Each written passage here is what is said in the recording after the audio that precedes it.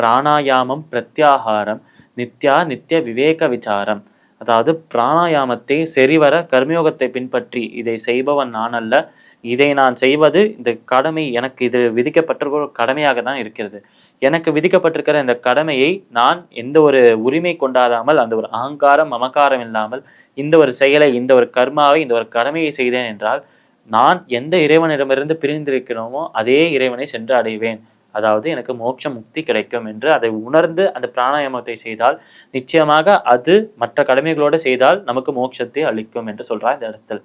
பிராணாயாமம் பிரத்யாகாரம் நித்யா நித்திய விவேக விசாரம் ஜாப்பிய சமேத சமாதி விதானம். எப்பொழுதும் அந்த இறைவனின் நாமத்தை ஜபித்து கொண்டே இருக்க வேண்டும். அவரின் நாமம், நமக்கு பிடித்தமான இறைவன் யாராக வேணாலும் இருக்கலாம், இஷ்ட தெய்வம் யாராக வேணாலும் இருக்கலாம்.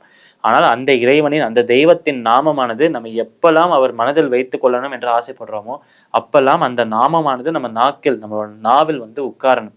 அப்பேற்பட்ட நாமத்தை மீண்டும் மீண்டும் நம்ம சொல்லிக்கொண்டே இருக்கும்போது ஒரு சமயத்தில், ஒரு கட்டத்தில் அந்த இறைவனின் சொரூபமே நம்ம மனதில் நிற்கும். நமக்கு சாந்தி, நிம்மதியும் கிடைக்கும். அப்பேற்பட்ட சாந்தி கிடைத்தது என்றால் பரமசாந்தியாக இருக்கும் மோட்சத்தை பெறுவாய் என்று கிருஷ்ணர் சொன்னார் பகவத்கீதையில். அதுவே ஜாப்பிய சமேத சமாதி விதானம் குர்வவதானம் மகதவதானம். இது எல்லாத்தையும் எப்படி செய்ய வேண்டும்? இந்த பிராணாயாமத்தை செய்வது, இந்த தியானத்தை செய்வது, இந்த ஜபத்தை செய்வது, பாராயணம் செய்வது, இதெல்லாம் எப்படி செய்ய வேண்டும் என்றால் கூர்வவதானம் மகாதவதானம்.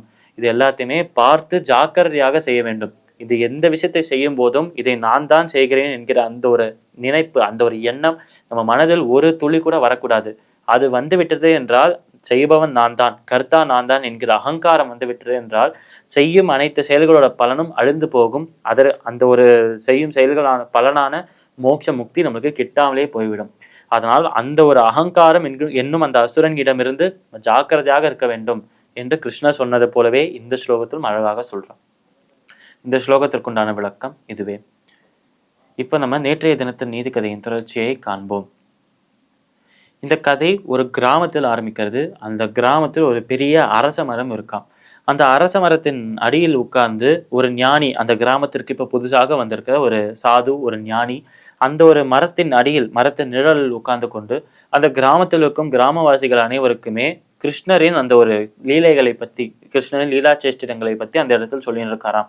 கிருஷ்ணர் இப்படி இருக்கார், இவரோட ஸ்வரூபம் இப்படி இருக்கு, பால்ய பருவத்தில் அவர் செய்த லீலைகள் இதெல்லாம், கொஞ்சம் கொஞ்சமா வளர வளர இந்த லீலைகள் எல்லாம் செய்தார், அர்ஜுனனோடு சேர்ந்து அந்த யுத்த களத்தில் அந்த கீதோபதேசத்தை செய்தார் என்று அந்த கிருஷ்ணரின் வாழ்க்கையில், அந்த கிருஷ்ணரின் சரித்திரத்தில் வரும் ஒரு ஒரு கட்டத்தையும் தினமும் அந்த கிராமத்தில் இருக்கும் மக்களுக்கு ஒரு உபதேசமாக அங்க உட்கார்ந்து ஒரு சொற்பொழிவாக கொடுத்துட்டு இருந்தார் இந்த ஒரு பெரியவர்.